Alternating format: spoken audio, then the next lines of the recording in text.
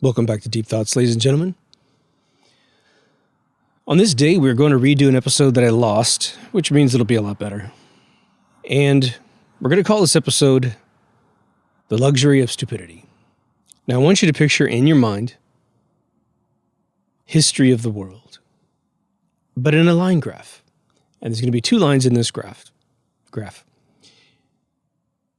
And we're going to start off probably, let's say, at the beginning of the Greek Empire. Because everything before that's been so messed with, we don't know what's true. But then you come all the way up to now. So it goes way back, before the Romans, all the way up to today.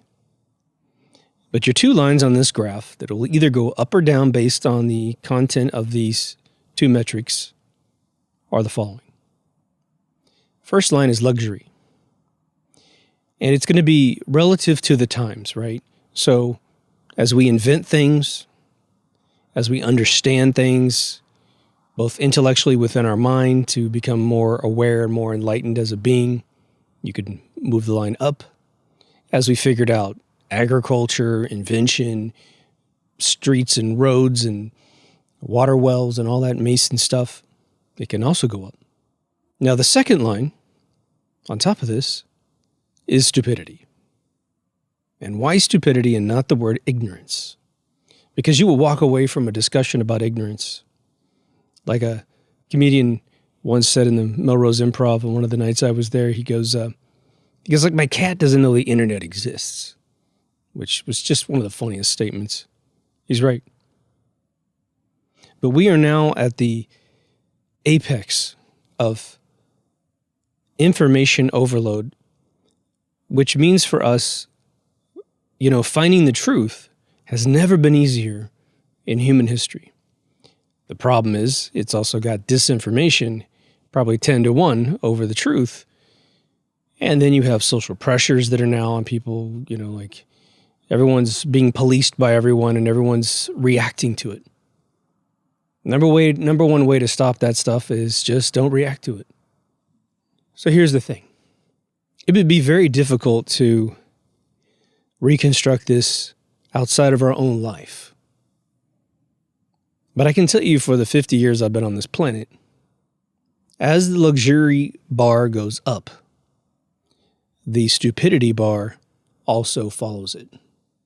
And if you want to say intellectual enlightenment is a third line on this line graph, I guess I keep saying bar. I meant to say line. Pardon me. Sorry. You can do it in bars if you want. But, our overall education, our intellectual capacity, which is one reason why I think we huddle in this show. Again, I'm just the MC. Reading comments tonight. I got a chance to reply to a few of them. My God, the comments are so good. They're just like mind porn. Doesn't matter what you're saying. It's just great. Especially you guys contribute a paragraph or so. But here's the challenge for us moving forward. I want us to see this in our brains. And again, this is my opinion, of course. I can definitely say in my lifetime, the people that had it harder in the last 120 years.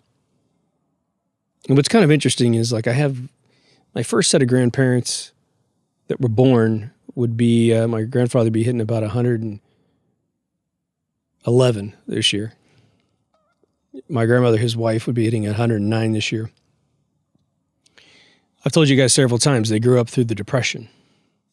Throughout my life, I have definitely seen the more that Americans, and this is going to be from my perspective in America, and again, every time I ask you guys from other countries to give me comments, and you do, it makes me feel so much more rounded, at least from each one of the contributions. But in America, probably with the introduction of the credit card, which really started getting around in the 70s, you had people buying stuff they couldn't afford, increasing their escapism in most cases. There's a whole chapter of keeping up with the Joneses or keeping up with the appearances, as the show in Britain so beautifully portrayed. We have become, interestingly, we think if we were asked as a society, how did you feel by having all this stuff that you couldn't afford and all this stuff in general, even if you could afford it? I think the impulse answer would be, well, it's great. It's great. I got this nice car. I got this nice house. Now, if you can afford everything, you probably are enjoying it up to a point, but then eventually you got to look in the mirror and you're that person. But if you're not enlightened because of the lack of reading a book, let's just say, or because that's old school technology, right? Or interacting with human beings on any sincere level, because you're all preoccupied, these folks, I think that the truth is actually the inverse of any answer you would get here in America. I engage in quite a few social interactions, one because I smoke cigars and lounges, bring in all kinds of wonderful people. And it's interesting, and this isn't really a judgment on anyone personally. This is just what you experience. The wisdom, which is knowledge experienced, right? So someone tells you this is the way something works in the world, and that's knowledge. And there's, it's like funny. I hate to give 2020 any silver linings, but man, one of the biggest silver linings is we sort of saw the cross-section IQ of the entire planet. Who stayed in school and who didn't? Who continued school after school, Who was interested in how the world works? Just about every nefarious thing that could possibly happen from the top down in this world is occurring and has been occurring for at least 12 months. Now, it's been occurring forever, but man, are they in their end game right now. It is unbelievable. And we're not going to make this a big political thing necessarily. The purpose of this episode is to wake us up if you're not dead on conscious of this thing occurring. And we all know that people are spoiled and stuff, but we need to see it well beyond spoiled. Spoiled is definitely a good observation.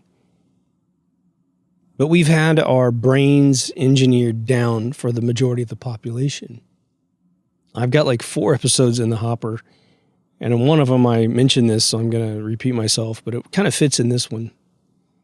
I showed my channel to a friend of mine who posts the most intellectual stuff. Sweet, wonderful person. Brilliant. And she went and watched an episode, and she says, that's really cool, but your episodes are really long. You need to knock it down to like 20 minutes if you really want a mass market thing. And she's not wrong. She's completely correct that if I wanted Best Buy customers to show up at my store, then I should knock it down to 20 minutes. I should grow a beard, wear some hipster glasses.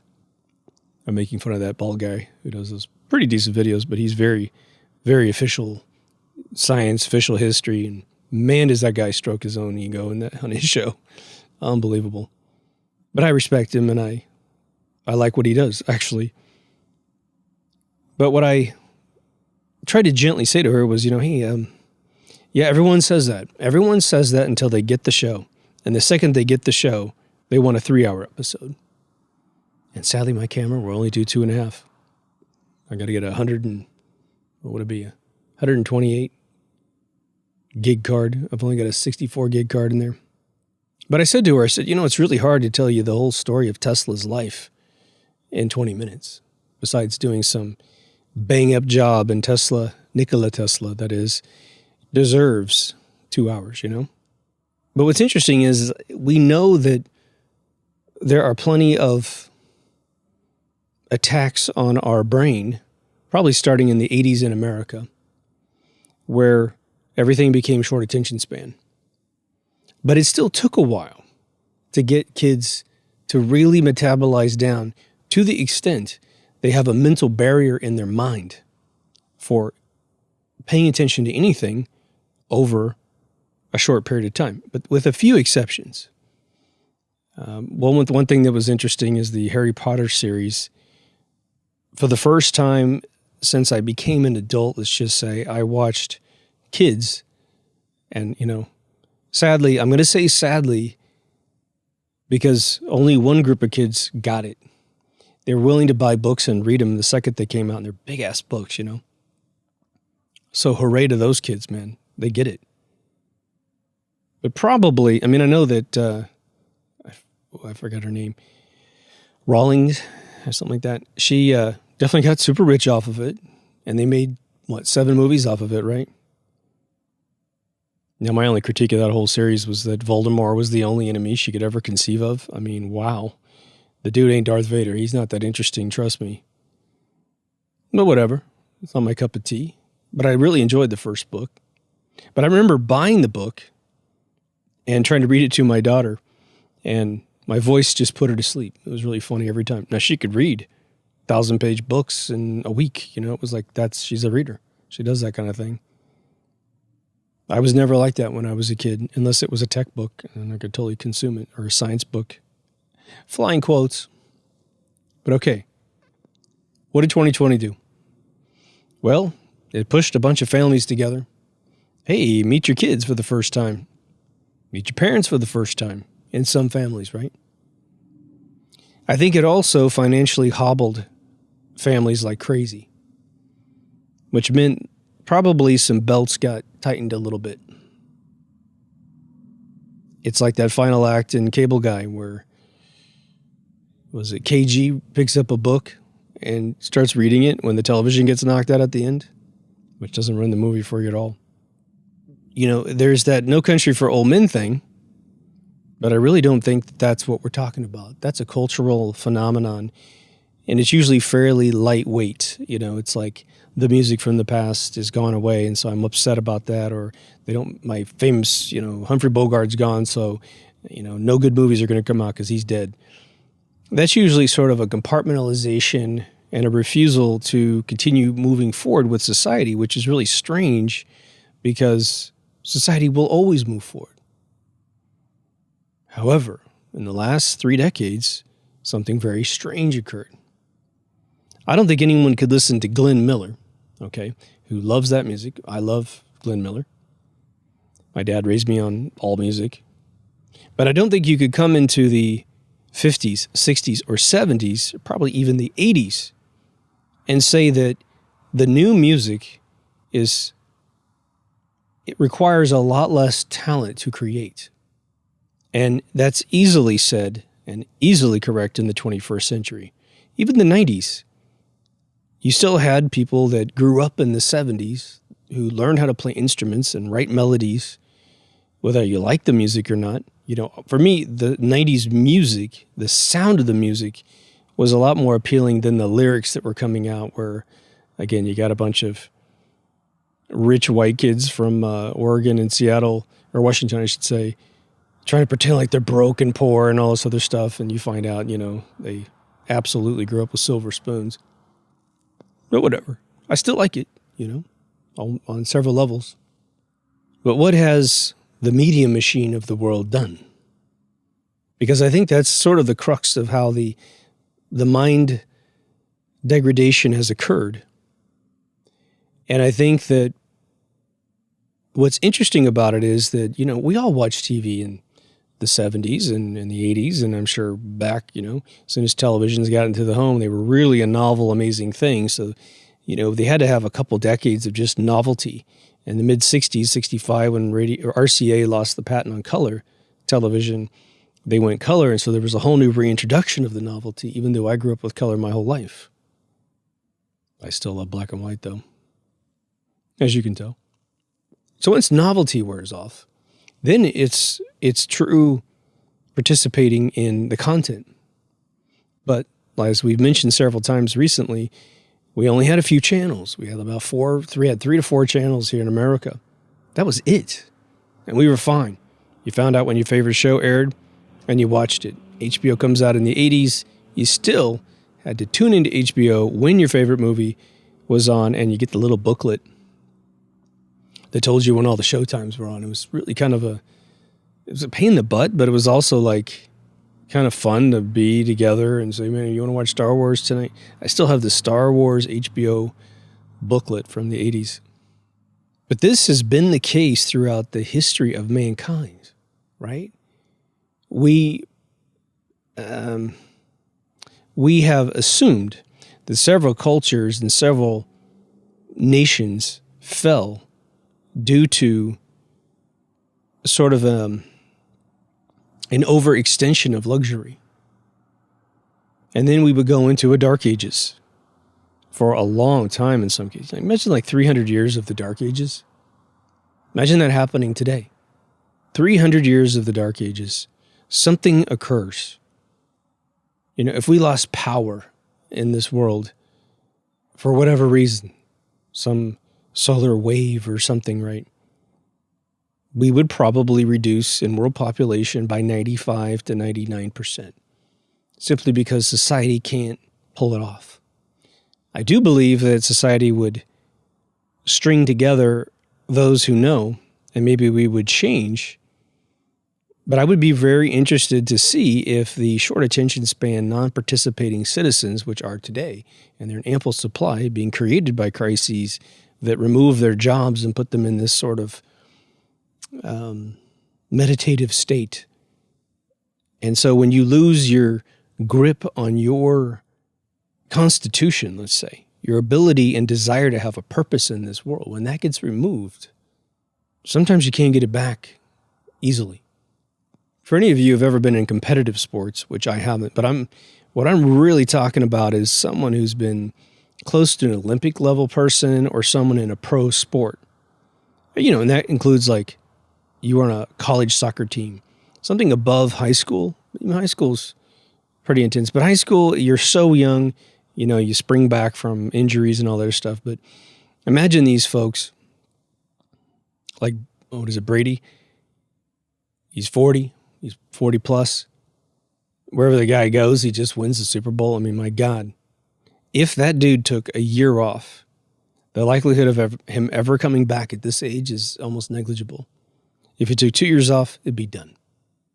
Tiger Woods coming back, thank God golf, although very strenuous and precise, him getting that championship again before wrecking his car and taking another year off, it's just exponentially more difficult to recover. And I think the people that run the world know this all too well. And because we never have deep conversations outside this show, we don't realize these things. And so we walk right into a trap, selling ourselves something that will be our demise. Now, as long as you keep your mind focused on perhaps a lull, right? You want to do something and maybe something happens to you medically or something and you're taken out. But as long as you keep your mind concentrating on, I'm going to get back, and you keep concentrating, I think that in a large way can preserve your constitution to get back in the game. Yeah, you'll have little aches and pains here and there, whatever, but you'll get back in the game. But completely relaxing gets back to that Turkish prison definition that I was told 10 years ago. And just to remind you guys, if you watch, the China Express or something like that, it portrays a prison that's just damp and dark and horrible. It's like the worst place you'd ever want to be. But a real Turkish prison was, if you were a commander, king or queen, and you were captured by, I guess, the Turks, they would put you in coming to America, scenario where you have everything that you could possibly want. If you're like guys, you got guys. You like girls, you like girls. Every lush food, everything. When they keep you for 10 years. And then they release you. And unless you're going to be a king that would be celebrated getting back to your kingdom, and they're willing to treat you the same exact way and needing nothing in return from you, no guidance, no decisions, maybe you'll be okay. But because most of these folks that get this treatment, and the rest are probably killed off, you still have to perform when you go back home. The Turkish prison was designed to destroy you mentally. 10 years off, you don't even remember who you are anymore. And you're utterly depressed because of everything you've grown accustomed to, you will never experience again in your life. It's utterly brilliant. Utterly freaking brilliant. So part of what I think culture has been put into is a Turkish prison. Never, ever be bored. And the funny thing is when I was a kid, if you were managed to achieve never being bored and you weren't some gazillionaire, that usually means you have an output. You have found something that you love, and there's an output to it. And that output typically will keep you busy making your money and making you feel wonderful every day you get up. One of the questions I ask potential employees when I'm running a company or a department is that I asked them, I said, look, tell me about a day where you popped out of bed in the morning, utterly excited to go to work. And don't worry if it's like some job when you had when you were a teenager or 10 years ago. It still matters to me. Why did that happen? Why did you jump out of bed in the morning and feel like you just can't wait to get going? And everyone has an answer.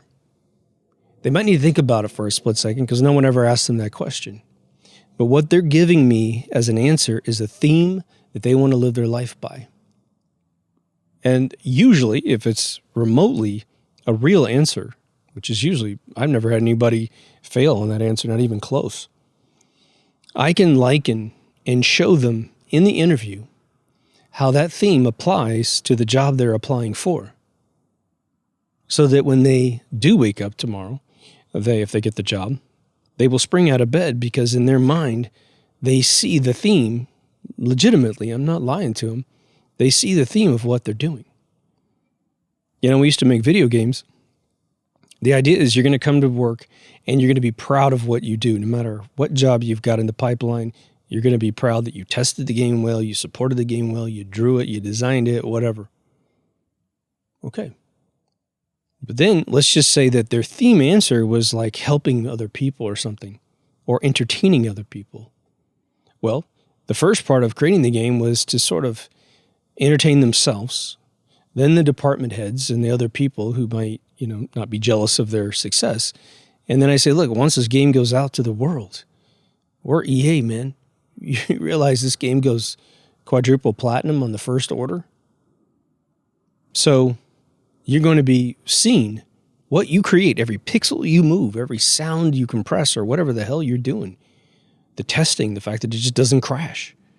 That joy of that experience is part on your shoulders. You can take credit for it. So what are some of the modern mechanisms of this luxury that is turning us into idiots? Well, how do you not become an idiot? I mean, how does that work? You guys know because you guys do it. You invest in yourself and you explore information.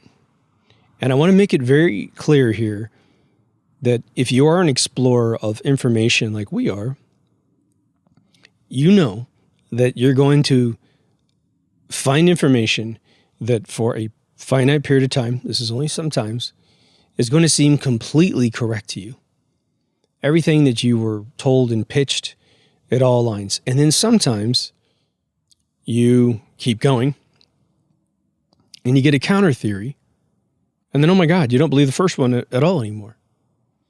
And that might go on a few times before you finally settle on maybe a completely different final analysis, or you gain a sort of a conglomerate of highlights from each one of the things you heard and you create your own answer, which is if you did 5, you come up with the 6th one. Now, what if you were really preoccupied? You got a bunch of games on your phone you play, some games on your computer that you play, a bunch of Netflix you got a marathon over and over. Oh, you're on social media. Oh, someone said something. Oh, I like that, Again, I think that we probably pull it off by moderating how much time we spend in those paradigms, or like many of you do, you integrate social media with your exploration, which is where I saw a bunch of great comments tonight. But the thing is, I'm just going to say with 100% confidence, if you're a habitual viewer of this show, we are always nipping at our own heels without anyone's help. Figure this out, figure this out, figure this out. And it's not necessarily a stressful manner. It's actually quite the opposite. You are, in essence, metaphorically popping out of bed, fully energized, ready to go to explore what it is you're interested in. And some of us, I think many of you, and me included, we will start so many fires of interest that you can even lose track of some of it. You'd be like, oh yeah, I do like that topic. Why am I not? I forgot. Oh my gosh, because I got 50 other ones over here.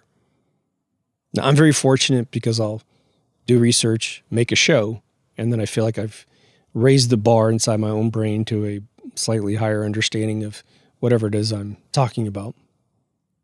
But some subjects are so deep, just as a slight digression, but making the point of the depth of some of our research. I got a good comment, I believe, from Dennis today about dreaming.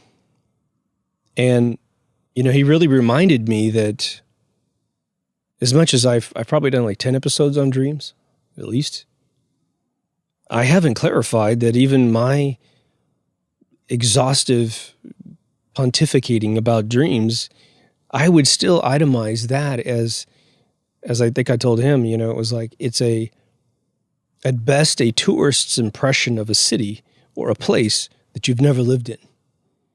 You know what that's like, I used to live in Massachusetts and it was a hard ass place to live. But man, you don't get that impression when you go and visit the place. But you really need to understand those people if you want to live there. Same with like New York. LA is a little bit different because we're a gigantic melting pot of completely different cultures depending on where you are in LA. LA is so massive. I mean, it's like, I don't know which city to cite in terms of its overall square footage on the ground, but LA, you're in LA forever when you're driving around. New York, much more compact, but you do have the boroughs. San Francisco, super compact. You can see the whole city in a weekend, I mean, just kind of driving around, right? So if you're watching people that are completely enveloped in all this sort of dopamine addiction, this short attention span stuff, and there's no limit to it, is there? There's no limit. Whatever you like in this world, there's a short attention span thing for you. And YouTube alone, which is sort of a gift if you know how to use it, you can, I swear to God, I thought it'd be funny to, there's no way to financially do this and there's no way to do this in a reasonable amount of time, but one could create a show on whatever channel, or one would use YouTube to gain a profession that is completely alien to you, but one you've always wanted to know.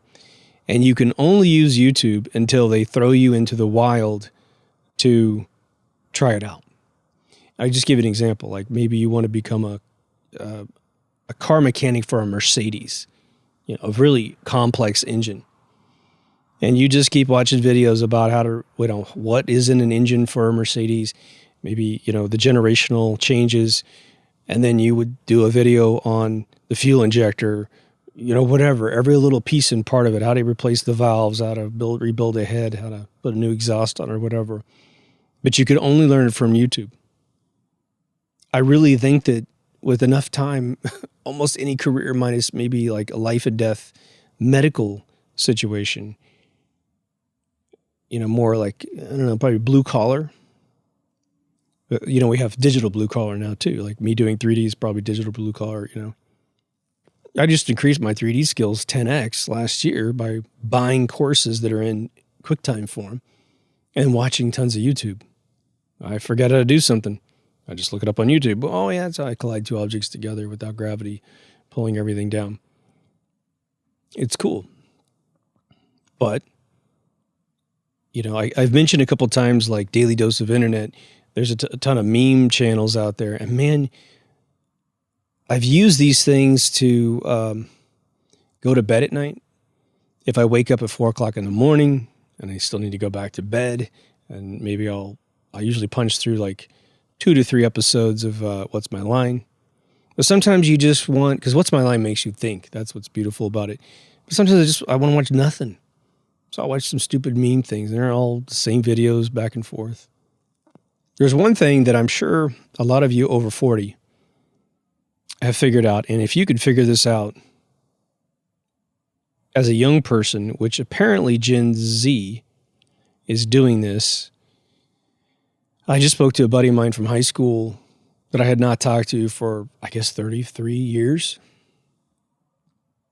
Great conversation, man. I could just tell he and I are very similar people. And he was one of these really quiet, super classy guys. And he didn't come back to the reunions. His opinion was like, I see all these people all the time. Why should I come back to them? Like, because you didn't see me, brother. So hopefully I can drag him to the next one. Which apparently, see, yeah, maybe it's this year or next year. Maybe it's next year. Yeah, it's next year. But he told me that my hometown, which you hear me talk about a lot, here's a hometown update for you. Apparently they're having another gigantic explosion of meth. And he said it's so bad that if you go like any department store, they're hanging around out front. But he also said there's a big explosion of crack cocaine. It's like, oh my God, people. But he said, we reminisced about the fact that when we were young, there's no internet. And so one thing we did to find parties was to drag Main Street. And you just drag it because you see all your friends and you're stupid and young and having a good time, right? But someone would say, oh, it's over at Dentmer's, and you drive way out in the country and there's a big fire. Or it's at so-and-so's house. Where do they live? I don't know. Just follow that car, But he said, they obviously don't do that anymore because everything's online. But he says no one gets together anywhere in this place anymore. And he goes, the kids just are all living off of the state because of this thing that just happened. And just imagine being young and you didn't get your claws into anything.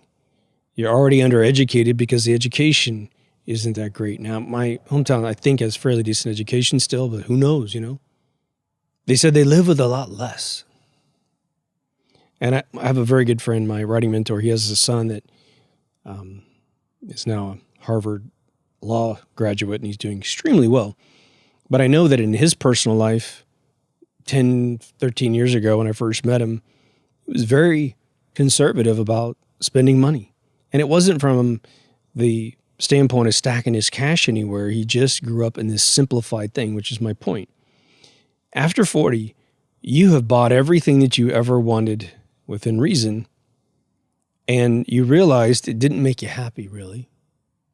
That all you really needed was yourself to be balanced and educated up to the point where you can enjoy your thoughts, and hopefully educated enough that you have some mobility with your career.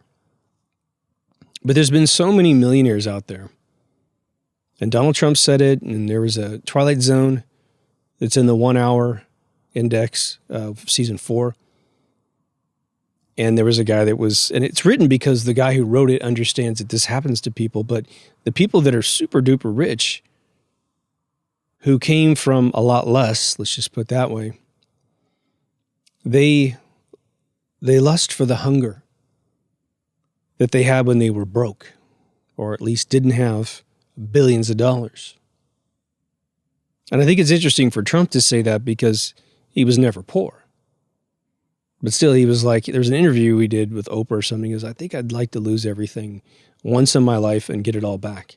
And he wants that challenge again, It's a very interesting thing that happens to very successful people. You never hear that from trust fund babies. Ever. They're worried about losing their money because they don't make any money in most cases. And I live in a trust fund baby neighborhood, okay? Not this exact neighborhood, but Southern California where I am.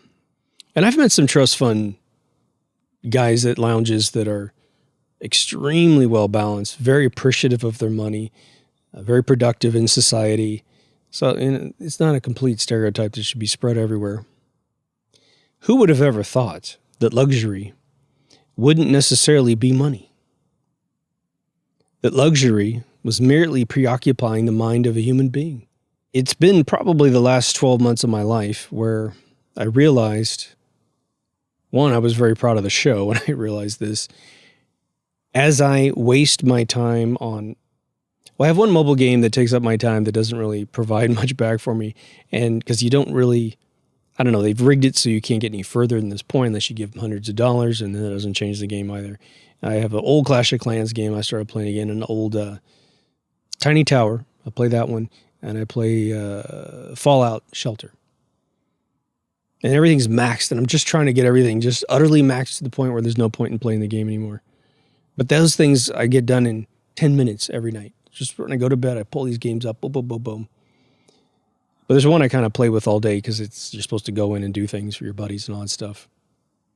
But then I watch those videos where I'm entertained, and I realize that if I wasn't policing, and I slip over this line without even realizing it, but if I didn't police my life to say, okay, I don't want to wake up and watch these videos.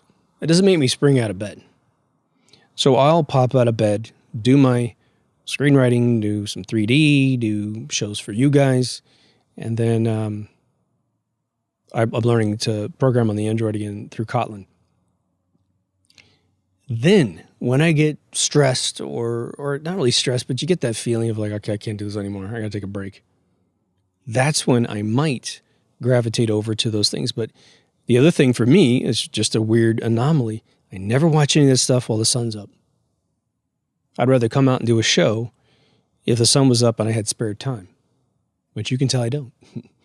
But I'll watch the stuff at night to just kind of let my mind laugh and, kind of relax. I'm using it sort of as a therapy. But I end up watching a hell of a lot more than I should. It made me laugh, so I got a little dopamine, and now my body's addicted. It happens in a second, doesn't it? Gambling, people who gamble, who get addicted to it.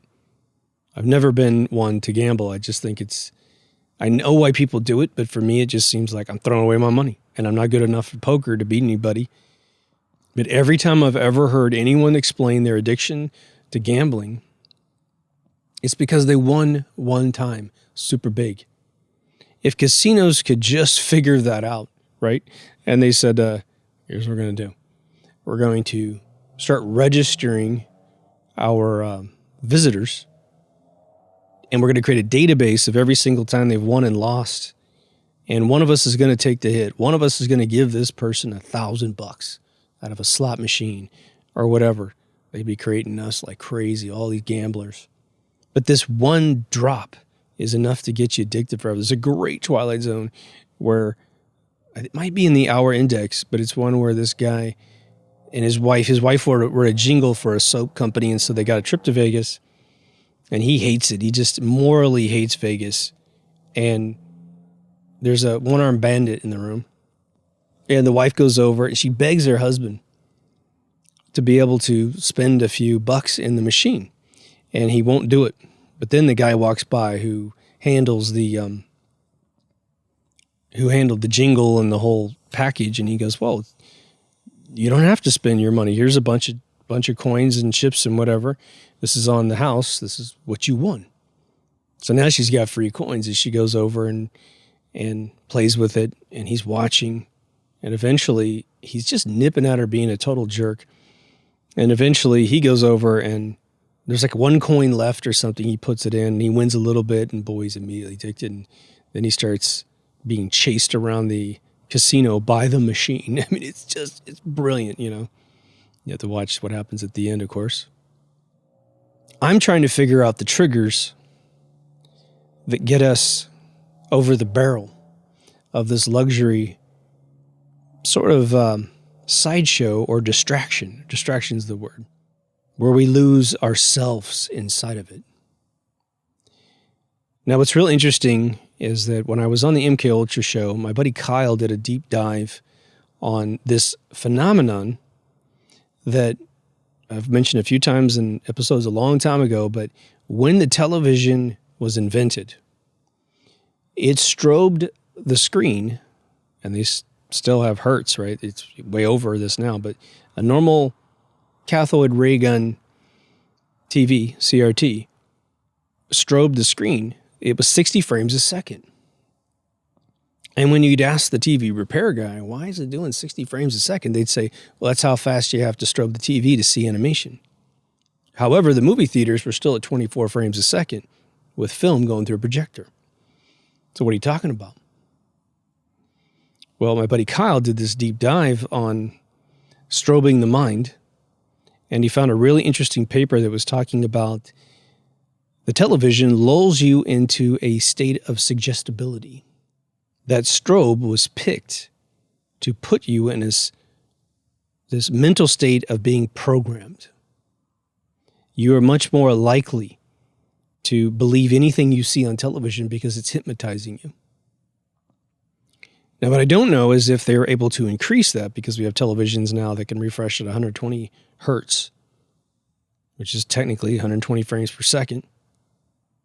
A lot of them are around 75. Our computer monitors, I think, mostly about 75. It's having the same effect. Now, just like a drug, if you have a weakness to your reality, a lot of drugs can take you for these massive trips. But the more you're awake and discerning your reality and really looking at things, like some of us can drink, and even though we get a little, oh gosh, I've drank so much I can't really walk well, which you never figure out to get off the stool, right? You are lucid inside of a body that is impaired. And then you have people that never figure that out because whatever reason, they just don't sense themselves when they're sober. And so they get drunk and they're gone. Again, I was talking to a friend of mine. I just mentioned mushrooms to you guys and the fact that I've never done a trip on one. And I just bumped into a friend and she was talking about doing mushrooms.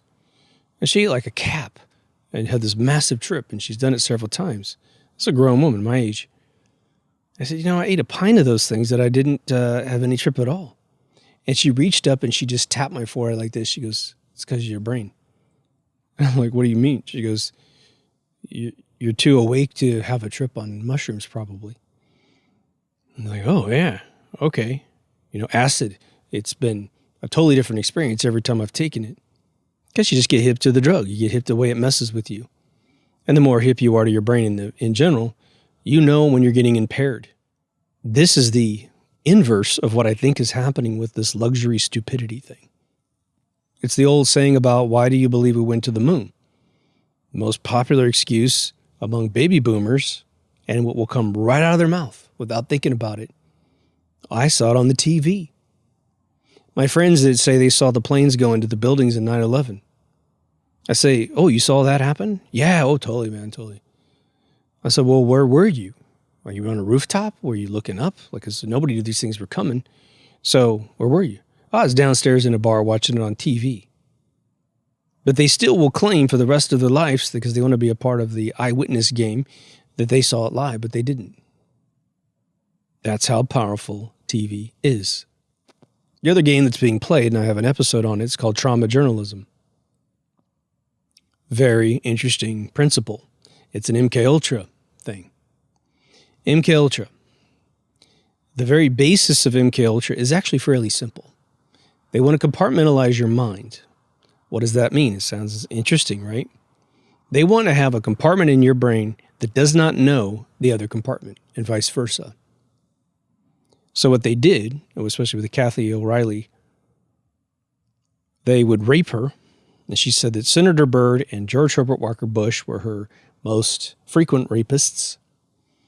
And what they would do is, while they're raping her, they are telling her codes, like launch codes, and making her repeat them back to her until she could memorize the one code they gave her.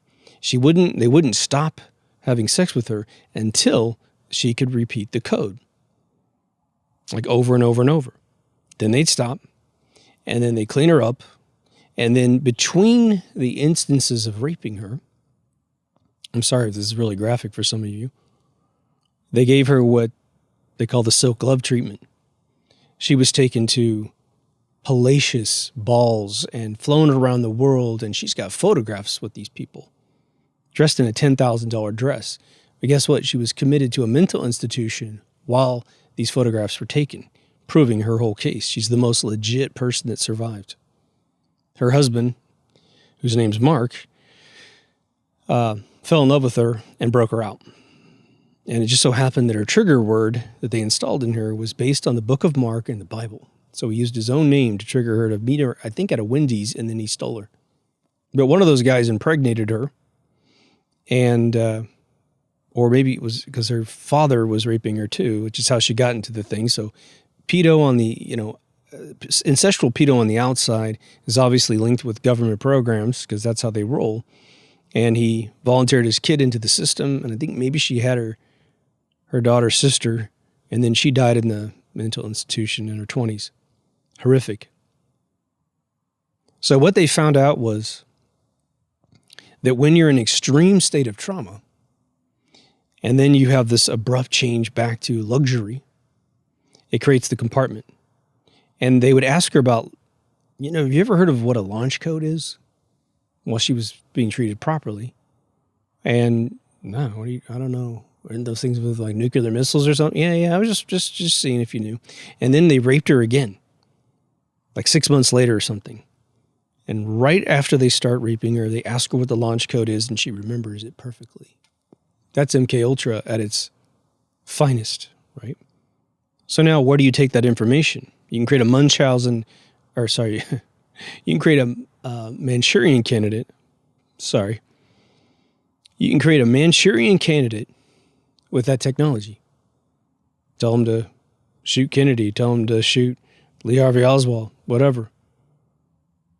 But it's only when you're in that state of mind. So you take the television news that's out there now, and it's more subtle. They don't care if you have compartments that know each other. They don't care. What they want to do, though, is have a free pass to your long-term memory without your short-term memory ever seeing it, meaning your discerning circuits in your frontal lobes that would decide whether or not something is true or false or maybe. On that infamous day in 2001, we're seeing the most traumatic thing we've ever seen in modern history.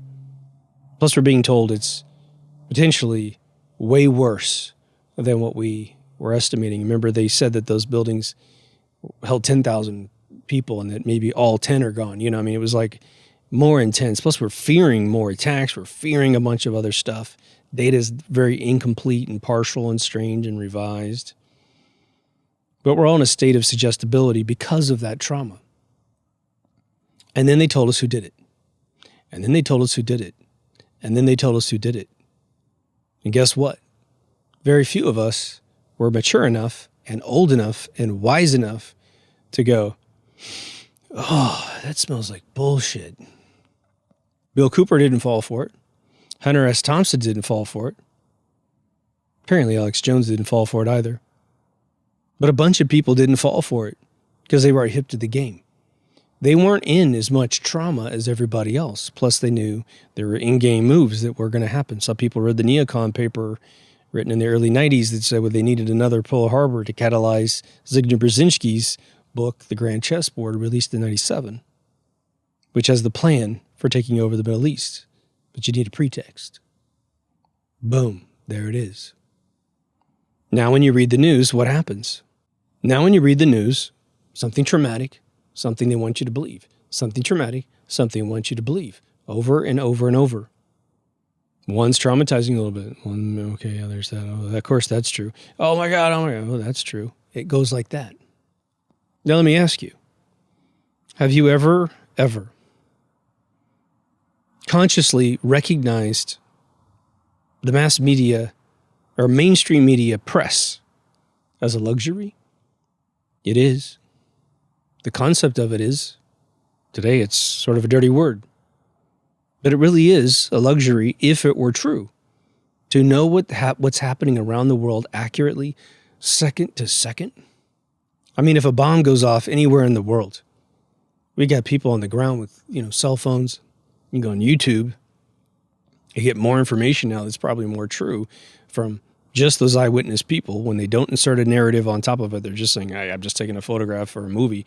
You decide what you think it is. Then the mass media, who's going to wrap it up in a big narrative, right? Well, what if it isn't true most of the time? Like 98% of the time. I think you're allowed to see things that are true as long as they don't matter. Tiger Woods getting into a car crash. Well, we all wish him the very best, but they don't care what you think about that guy. They will take their pot shots if anybody's been saving up. They'll take their pot shots at the guy as if, when I saw that whole thing, I'm just going to mention this because it got brought up again since he had the crash. They brought up his marital thing from 10 years ago, where he had to apologize to us for what he did in his personal life. Could you imagine that being required of you or I, right? Your personal life is your personal life, no matter how screwed up it is, as long as you don't commit murder or something that's completely illegal. That's maybe, if it looks like it's going to spill over into the rest of the community, I like killing kids, Okay, Mr. Biden, maybe we need to know that about that guy, I'm just joking, of course. I'm a comedian. I can say anything I want. So my thought, and I've shared one, thought with you guys, because again, someone asked me that question, which I put in an episode, which is, do you think the elite allow the world to be overpopulated because they're trying to find that one diamond of a human being? And I'm thinking about that more and more, and I think no. And the reason why is that education is the most hated element of humanity by those that are in power. They do not want you educated.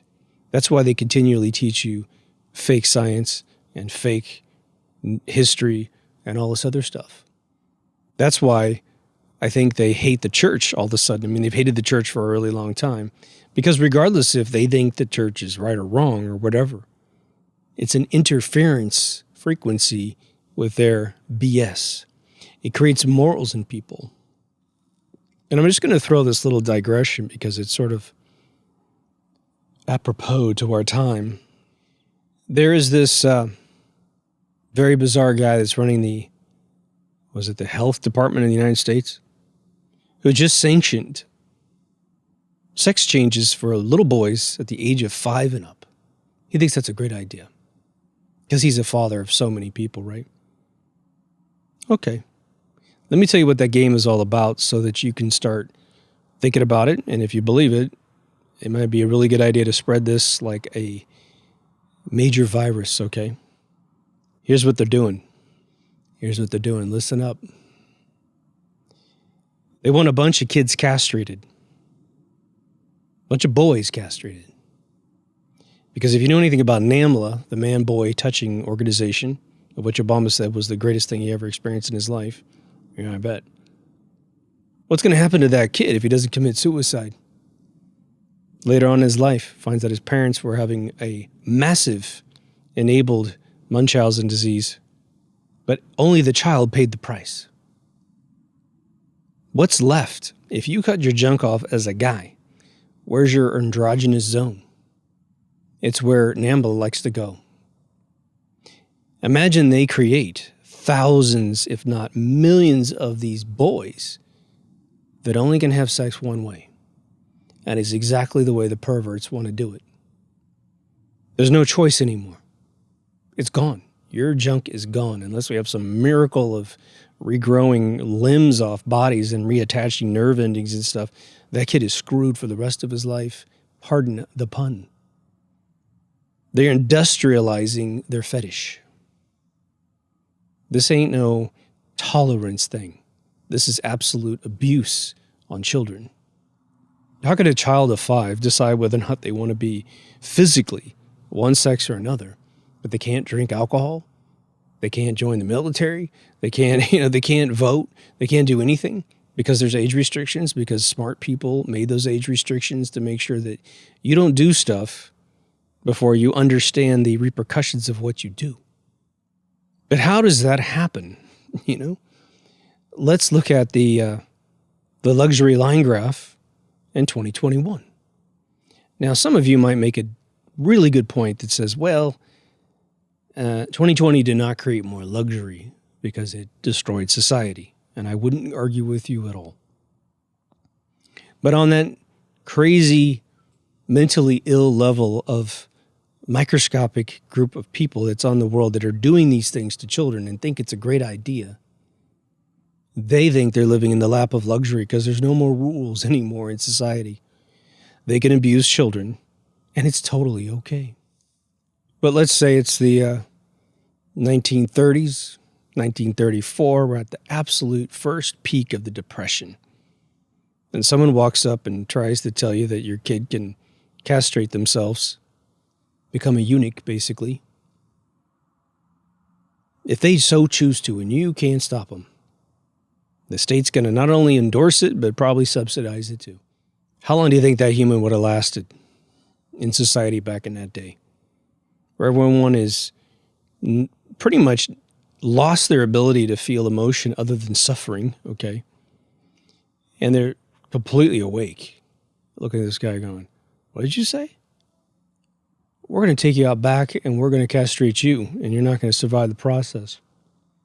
Where do we get JonBenet Ramsey's? Right? Daddy's a pedo. Daddy goes to Amsterdam, dresses women like his daughter in exact mock outfits that his kid wore in some beauty pageant, but bigger, so he can pretend he's having sex with his daughter. Now, he's a real solid piece of work, isn't he? But how did that happen?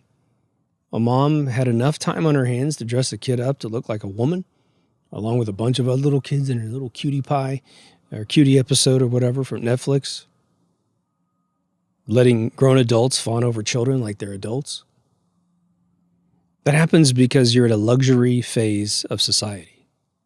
So it begs this final question that I don't think you and I want to necessarily have as a constraint on our lives, because I think we live in moderation. But perhaps what we do as a natural basis of our life never gets to that true luxury phase for any length of time because we don't necessarily gravitate to it. Do we like breaks? Sure. Do we eventually get old enough we want to retire? Absolutely. I mean, that's just a natural phase of life. But I don't think anyone thinks retirement's a luxury necessarily because the body's starting to go away, you know? And now you're fearful, like, what's going to go next, you know? It's just like taking a car out that was brand new, and you're starting from LA and you drive to New York and you keep going back and forth, and eventually you know something's blowing on this engine. It just can't go forever. But here's the question, is there a point where we, as the engineers of a healthy society, which really starts with you and your influence, your circle of influence and your family and your friends and whatever, is there a point where achieving a level of luxury starts to become dangerous? Like I told you, one of my closest friends that we'll probably start meeting here in about a month when it gets really warm at night, or warm enough, probably could do it right now, but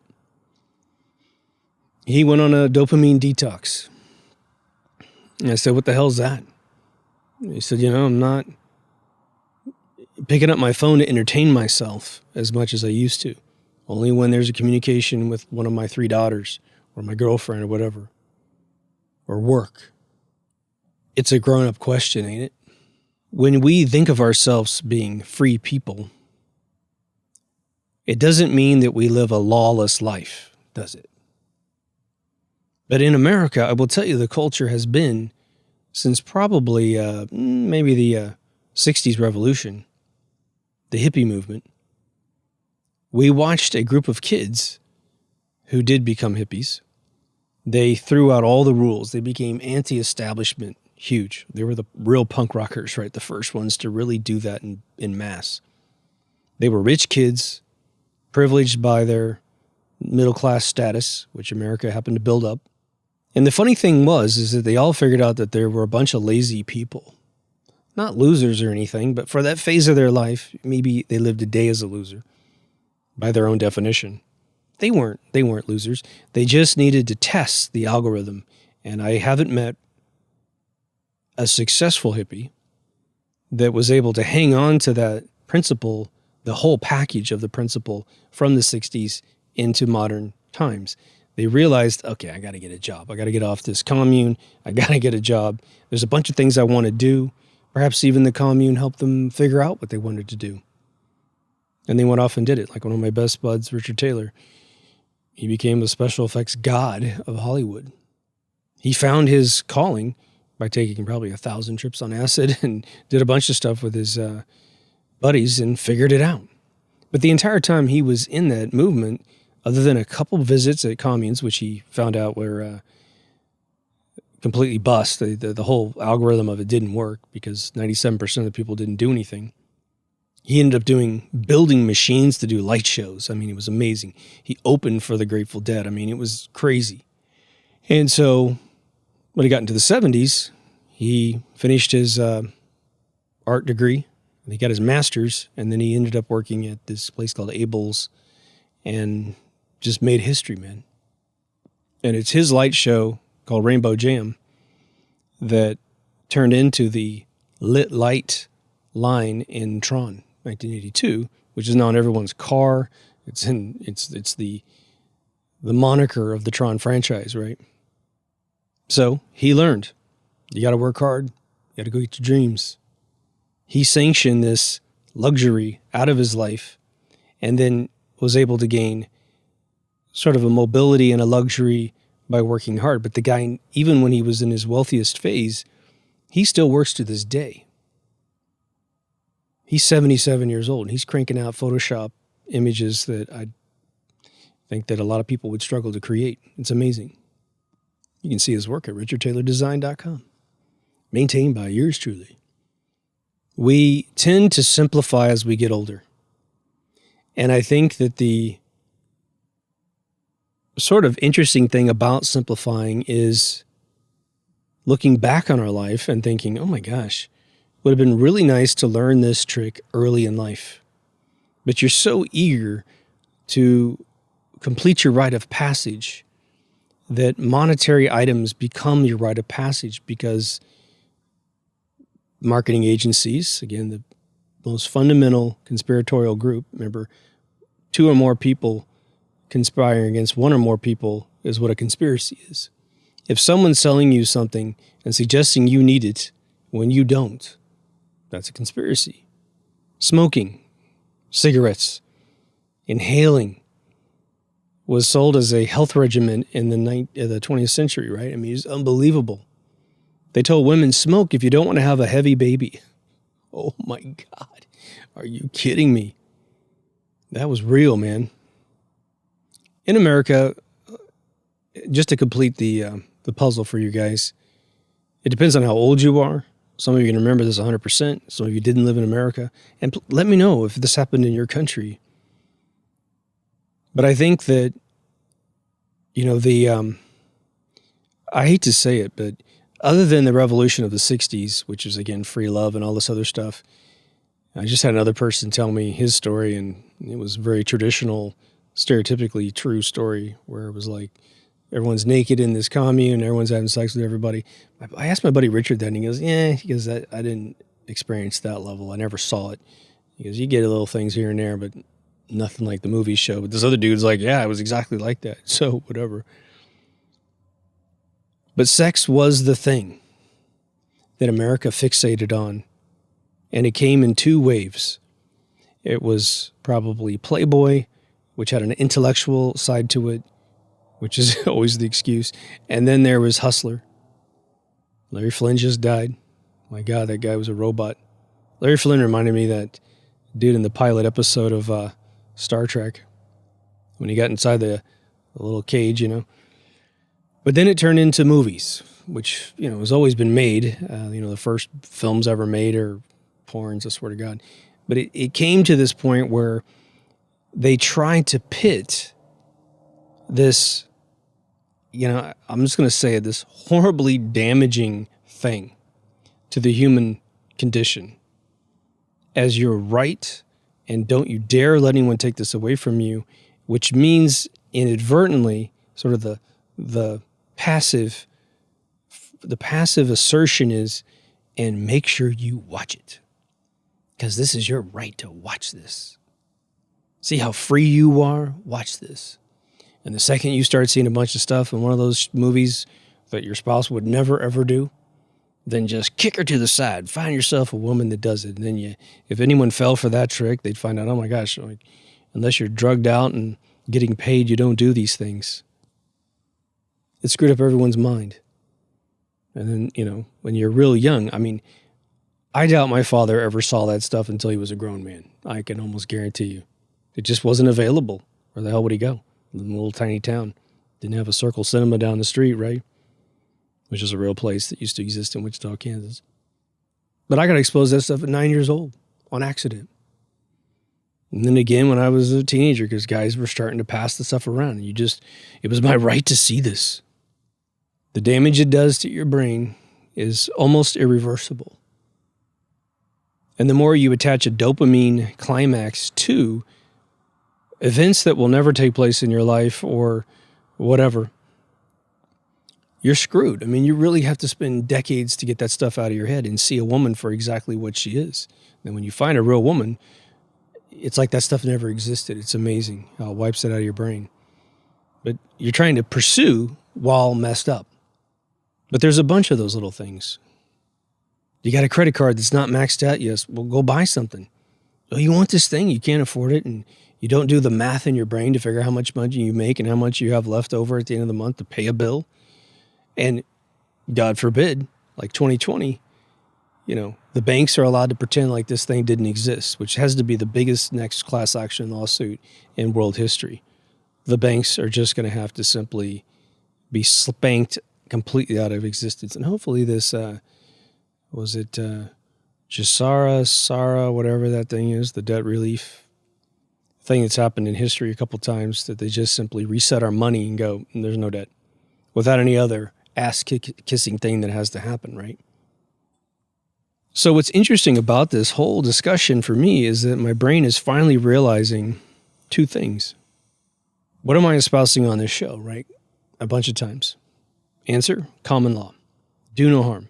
As long as you adhere to do no harm, you can pretty much travel around the world and do whatever you want. And of course, the localized definition of harm can be definitely different depending on if you're in like the Middle East, it's following Sharia law, versus Europe, versus America, and other locations, right? The CCP world.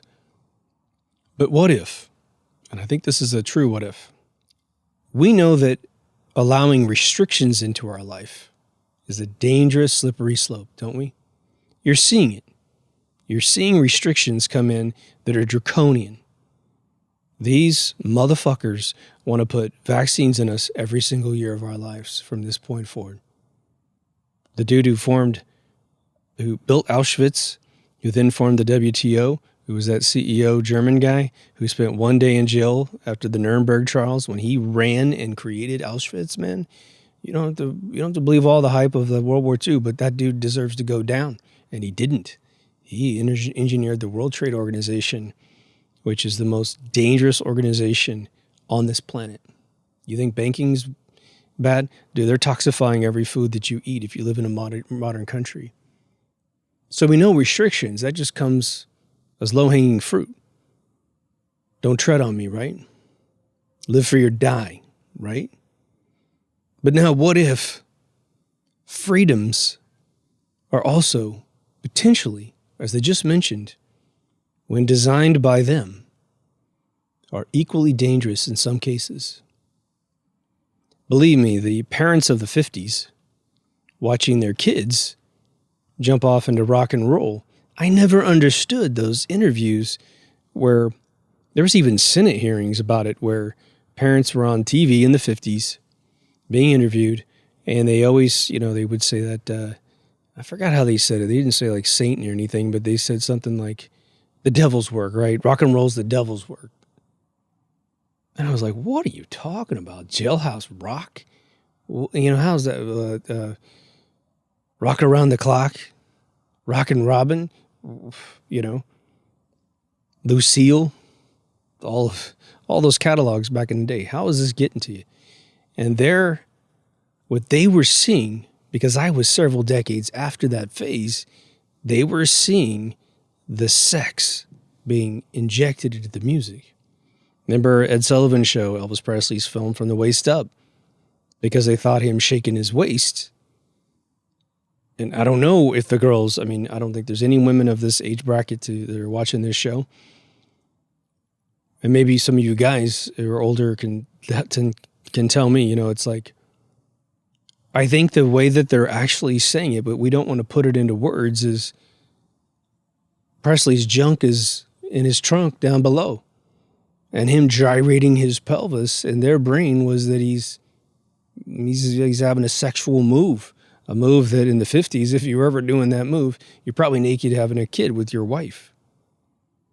And so they saw something I wasn't seeing, because by the time I'm awake enough to even measure what the hell they're even saying, I'm in the 80s, and my God, that was nothing, he looked like. But the bars are always being moved. It's, your freedoms are going down with that bar. And, we know there's a bunch of contradictions in the liberal agenda around the world. There just are. There just are. The funniest one is all this gender stuff. where, the same group that's saying you can't reference anyone by their gender is still using it like crazy in all their documentation. It's like, okay. But as they introduce freedoms, it's almost like if someone says something's a freedom, at least in America, we just start drooling like Pavlov's dog. For some reason, that name rings a bell. So I think we're moving aimlessly in this luxury phase. I think luxury is sort of a way of saying like cultural intoxication.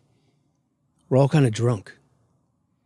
There are so many agendas coming in from so many different areas that, if you were to take, I'm just going to guess, okay?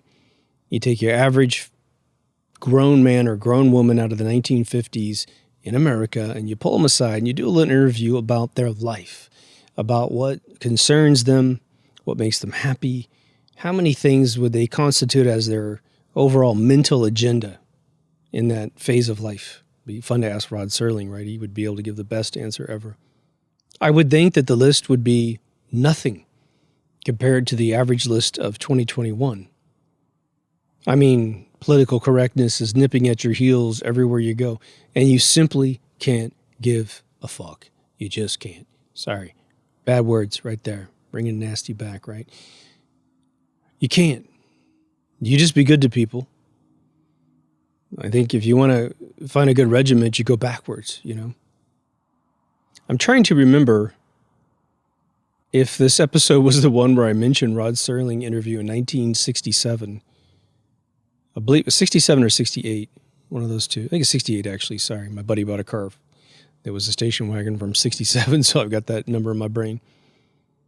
But he was talking to a guy named James Dickey, who was a poet, a really Southern kind of guy, being narrated by a guy named Harrison, which I think his first name might have been Ben.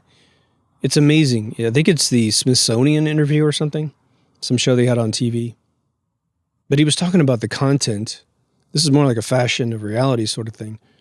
But he was talking about the evolution of television degrading badly and quickly, as if there was an agenda to do so. Well, ask yourself one basic question. And this should be a very powerful epiphany. If you've never asked yourself this question, and you probably, all of you have felt it, if you don't automatically know, now 90% of you already know, at least.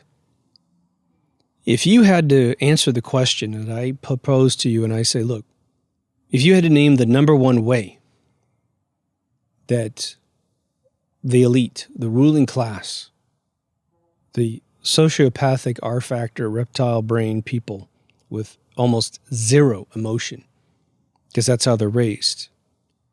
If I asked you, how do they get to you most often in your life? How do they get to program you most often in your life? Where do you put your DEF CON thing at, was it DEF CON 1, where you're about to go to war? What raises your spidey senses the most if you're awake? Well, it's usually through a television screen. And it's either fictional narratives, which smuggle in agendas. It's straight up mass media, which is nothing but a narrative and an agenda. Or you could lump in the internet in general. Now, again, I just mentioned a bunch of things that are mindless. That's just there to eat away the one commodity you can never get back, and that's the internet. I mean, that's your time. Sorry. Now, imagine that most of you police what you see a lot. And if you do happen to venture off into those other elements of media input, you got your guard up. Your filters are on. And you're just simply trying to decipher what they are telling you today. And there's two elements to that, because there is the, what are they trying to tell you personally? And then there's, what are they trying to tell everybody else? There's agendas for children that are different than agendas for adults. Every decade is customized to maneuver that generation. And what's interesting that we don't really think about consciously, because we're not them, is the following. They understand if you are 40, I'll just put it this way, 10, 20, 30, 40, 50, 60, 70, and above that, they lump you all into one category, or they don't care about you at all. They know, depending on every age you are, technically, in a computer, this wouldn't be that hard, what content you have probably seen. If you contribute a bunch of your opinions to social media, believe me, there's AI that can harvest that stuff together, and they can literally deduce your IQ probably within 2 or 3 points based on a person who shares a lot of content. They could deem you an enemy of the state, the deep state, depending on how much you share. When you see someone do one of those, God, I saw it today. There's another one of these. Post a picture when you're a baby and post a picture today, and so everybody can see how your face grew. Oh my God. They immediately say, that person, low IQ, low vibration, asleep. Asleep. They don't realize this is a huge, like, deep fake AI system that is trying to figure out how to simulate people both getting younger and getting older. When I used that Deep Face app, when it first came out, I used it for about a year playing with it. I took my face and, of course, aged it up. And it was interesting how my father's face came out of my face. It was really interesting. But when I put on, brace for it, the girl filter, the young girl filter on my face, because I have long hair and my daughter has long hair, I sent it to a friend of mine who knows both of us really, really well. And the response I got was, oh my God, you look just like your daughter when you use this app. That's how close we look. That's how we're training them, by being idiots and following these little things. Now, it shouldn't be that way. It should be that you can do these fun little things and it's just a fun little thing. And I'm not trying to criticize anybody who's obviously seeing it from that naive perspective. But we know that they're helping the system educate itself for like these, Cambridge Analytics people, right? Facebook is still selling the data to everyone. I guarantee you. And every other company is too. Westworld was a big, beautiful moment of exposure. And just to give you, if you're going to see that show, you've already seen it, right? So a little teeny tiny spoiler for season 2 is that Westworld runs its full first season, which is the brilliant season. 2 is almost as brilliant, but you have to be more cerebral. I will say this to you. If you think that Back to the Future 2 was brilliant, which I do, I love the first one a lot too. Love the third one a lot too. 2 is the most brilliant script. It's so complex and so amazing and really addresses every weird thing they brought up. But Westworld 2 is, season 2 is very much like that. But what happened is this guy goes to the park as a young man and experiences it to the fullest extent you could ever experience that place on your first trip.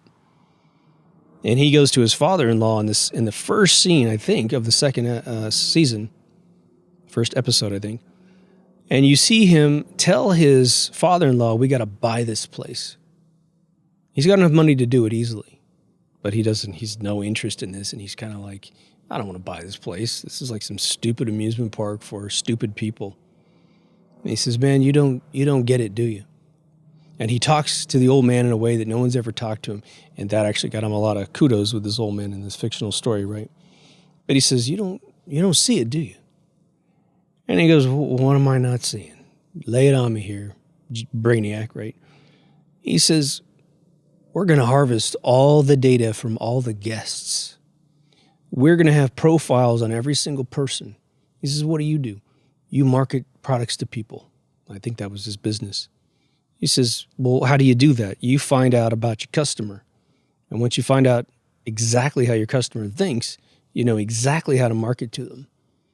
So he had the old man buy the place to harvest profiles and build them off of user experiences, which in this place, it's all 3D, it's all real. You're walking into a real location, interacting with robots, you're having sex with them, you're killing them, you're drinking too much, you're exposing all of your weirdness, and all of it's being tracked by these robots, let alone surveillance cameras, right?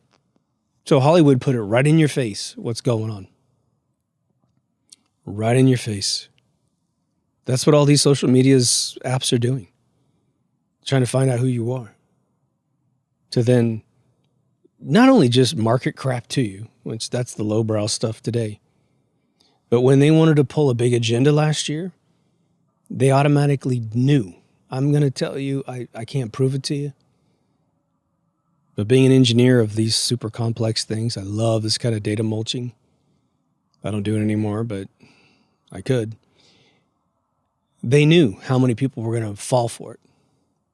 They knew that once they figured out that the majority of people were going to fall for it, again, we all fell for it for a little while because we didn't know what this stuff was, if it was true or not.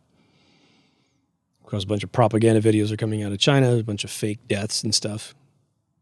They knew they could control us, and they knew what they could get away from before they ever pulled the trigger. And so when all these people volunteer all this information into the system, I got a friend of mine, she posts the most gnarly posts about her mental problems. She'll do 20 posts in a day. I finally had to unfollow her because it was eating up my feed. It was like all her personal problems coming out of this thing. And she's a mom, and it's like, oh my God, if your kid ever read this stuff and found out that mom was loose in a different way, mentally loose to the world, it would be embarrassing. And some of the stuff she says, she's trying to be edgy and trendy, but I mean, saying stuff like her sexual exploits and how dumb she is and how she's helped a bunch of married men cheat on their wives and stuff. And you're just like, your kid will read this eventually, but they automatically can know that girl, you can absolutely manipulate her because she's weak. She's weak to every element that this world has to offer everyone. We're on these platforms because of luxury. We are. If you couldn't feed your family, how much time would you spend on social media posting? Probably not a whole hell of a lot, because you got to go get money to feed yourself. If you were totally broke and homeless, you probably wouldn't have a phone with a plan. And social media, come on, give me a break. It's not a priority. But for those of you who go all the way back to season 1, this will sound familiar to you. And I said this in 2015 without realizing what I was saying as it applies to this theory in this episode. I said, the dumbest thing that the elite of this world have done, is torture society, but also try to insert their agenda at the same exact time. If you're a kid that lived in the same house your whole life until you graduated from high school and you went to college and you had that beautiful life, you had brothers and sisters and parents that never divorced, and everyone dies of old age, then chances are that beautiful life, which you deserve and everyone deserves, will keep you from being suspicious. Conspiracies will seem like heresy to you. What are you talking about? There's no conspiracies in the world. It's all official story. I lived the nuclear family life. I made a nuclear family when I got married. We got this big, giant $100,000 wedding, and my parents bought the first house we lived in, yada, yada, yada. You don't see shit, let me just tell you. But if you're a mutt like me, the agendas of the world convince your parents to get divorced for stupid reasons, and they all go in different directions, and you end up by yourself. You don't have any brothers and sisters because your parents were taught to be selfish. And that's the truth. They're different people today, but that's what happened to them when I was young. But you shuffled over all these different schools, you meet all these little asshole kids, and you get beat up, and you beat up kids and all this other shit, then you become a mutt. And what was really interesting, and I want to mention this, because it's become an epiphany, and I think I've said it a couple times, but it's really become a poignant thing to me in recent years. I would go to these new schools, and what was really interesting about it is it's predominantly white areas, right? And I would always become really good friends with the black kids. And the weird thing was that when I was a kid, I was like, I don't know why, but man, I see eye to eye with these kids. Like, we get into conversations, and what we appreciate in life is the little things in life. And these kids were fine, and, financially, no problem there. But as I got older, I thought, oh yeah, because I think it was a guy in an interview. He said, he's a black guy, and he says, you white people have a problem with conspiracies, but he goes, once you're black, he goes, life is a conspiracy. You're always screwed with constantly. And this is an older guy that grew up probably in the 60s as well, where still had fountains that said, no, white fountain, black fountain, you got to go in the back, you can't go in the front. So he had lived through that phase, but he was right. If there's any type of prejudice against you, because you're the new kid in town, or because of the skin of your color, or the color of your skin, excuse me, or maybe both, you can see everything. So when they torture society with financial boom and busts, with all kinds of weird shit that we have today, you become awake.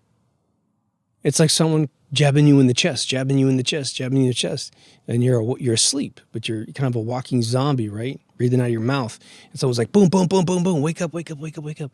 And eventually, you either get knocked down and die, or you go, stop poking me, man, right? And all of a sudden, you're like, oh shit, where the hell am I, So their algorithm that they're failing, at least on a lot of fronts, not the mask front, is they've got us all awake by torturing us day to day. And the more you're awake, the more you sense the censorship on your entire existence. They censor the ability, your upward mobility in life a lot of times. You can't get that job because of whatever reason. Or whatever it is. I see kids struggling all the time nowadays. Bad educations, tons of debt. That kid's awake. But what I said 5 years ago, now I guess 6 years ago, in a few months, was I said if they really wanted to get their way, they would create this massive bubble of what I didn't call back in the day, but I'll call it today luxury. Let everyone get out of debt, right? Let everyone have all the jet skis and trailers and boats and everything that they ever wanted to keep up with each other. Deprioritizing the self and going for this image. And then they just pass all this draconian stuff underneath us. Now they're trying to pass draconian stuff, and at least, good 30 to 40% of the world's completely awake going, I'm not taking that shot. What, are you kidding me? I don't need this thing over my face. The CDC just published, again, I think for the 5th time, a report that said that masks do nothing to protect you against viruses. If you actually examine the N95 mask, which is the best one you could find without a hazmat suit or military garb, it says right on the box, it doesn't protect you against viruses.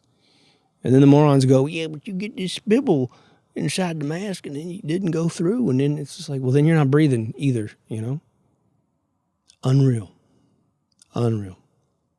So let me know what you think. Do you have other examples from your country or within the United States where you've seen this be the case? I'm actually interested in creating kind of a list for us that I can use and repeat in other episodes of triggers of we got this luxury. We didn't even perceive it as a luxury perhaps, but it actually is. And it led to this other thing that screwed us up. When you, at least when I was young, about to venture out into the world on my own, the analogy I was somehow given by somebody, but I used to see this, may have been a video game. I don't think it was, I don't know. I don't remember any video game that did this, but I used to see like a bridge, and I have to get across this bridge, and that bridge is a metaphor for something I want in life. And it was not only that I had to get across the bridge, which requires certain capabilities, but that the bridge had these sort of rectangles, these boxes, all throughout the bridge. And you had to navigate around the obstacles to get to the other side. And of course, if you hit an obstacle, it could take you completely out. And for many years of my formative life, I used to get up every day and kind of take inventory of where I think my blocks might be coming in.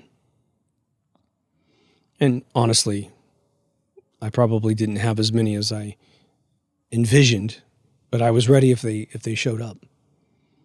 This episode is about sort of a social block that I think we need to be aware of.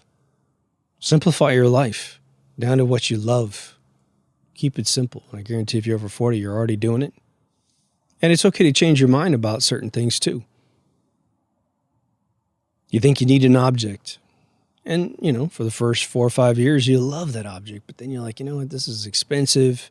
It could be a car. It's way too expensive for today's income, which has definitely been messed with, right? Some people have record years. But whatever it is in your life, see if you can live without it. But it's all by your terms. Don't worry about what I say. But the more you simplify down to what you love, guess what happens? When you get out of bed, guess what you're surrounded by? Only things that you love. And when you then onboard a new thing, your perspective of the new thing has longevity in its plan. Well, do I really need this thing? I thought I needed that other thing. It's kind of like this thing. Maybe not. And so you walk out of the store and you don't buy it. I made a habit of that probably about 5 years ago. I go to a store. I'd see something. Boy, for that moment, I'm a hoarder. I'm looking at this thing. I got to have that thing. And then I'd say I made a rule, and probably a lot of you already did this a long time ago. But I'd go home and I wouldn't buy it.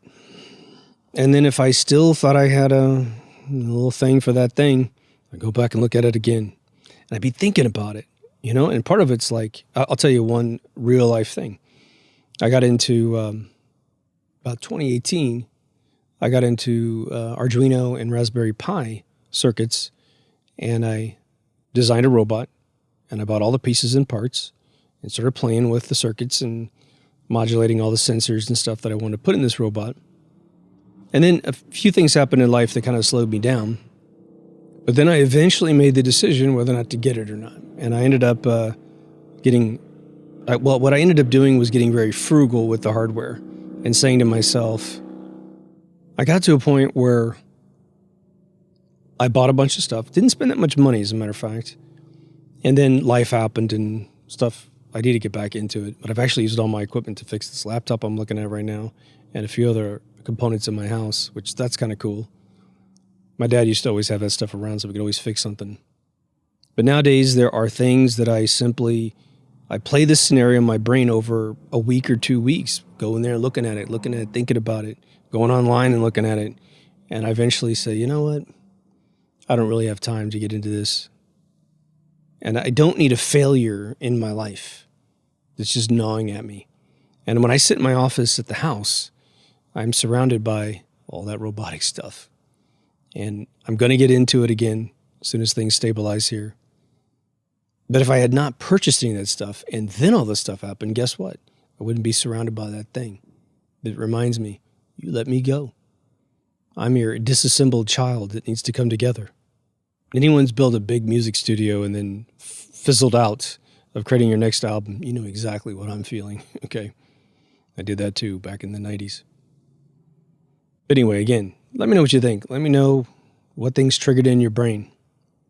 I need to start the episodes with that statement so that as you're watching it, you can start typing a comment. But thank you so much for all your comments too. And thank you for watching the show. I mean, seriously, I don't say that enough on point. It's just in 2021, it's become an amazing exchange between the two of us. And if you haven't gone to deepthoughtsradio.com, it's probably a place you want to bookmark if you dig the show. I don't think we're going to get kicked off anything. If anything, they've kind of released the regulator on the site. They did knock off 5 of you the other day, and then 1 more, and then I got more than that back, so that's pretty cool. So we're getting subscriptions again, which is cool, which is kind of a sign of the times, right? Things are changing. We're all hoping it's some litigation in the background we're not seeing or something, but I doubt it. But anyway, on there, we've got video, audio, social media, all new remastered season 1, a store, and a couple ways to donate. For those of you who come through on Patreon every single month, thank you so much. We haven't had a PayPal in quite a while, but that happens every once in a while arbitrarily. You'll find yourselves in the credits, and on Patreon, you get the episodes typically a whole day before everyone else. This year, we've had several episodes where you guys get them for 3 or 4 days before everybody else. And then usually the kicker is I'm putting out another episode to create a double release, and then that one goes out instantaneously. I did create again an episode straight for Patreon folks. We're going to continue that. We're going to start chatting face to face. Tim is already in, so I got to coordinate with Australia. But yeah, just let me know. Plus, if you're on Patreon, you're paying.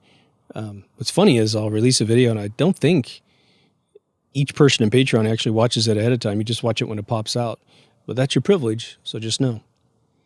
Anyway, take care of yourself and someone else, and I'll see you in the next Deep Thoughts. Over and out.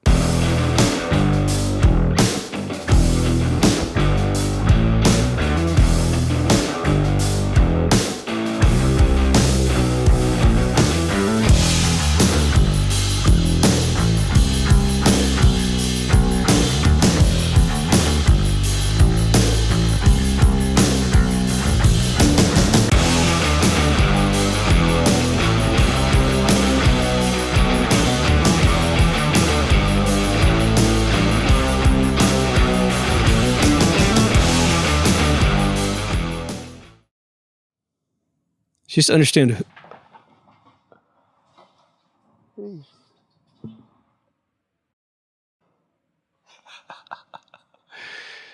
Holy shit, the cat just dragged something out of the fucking tree.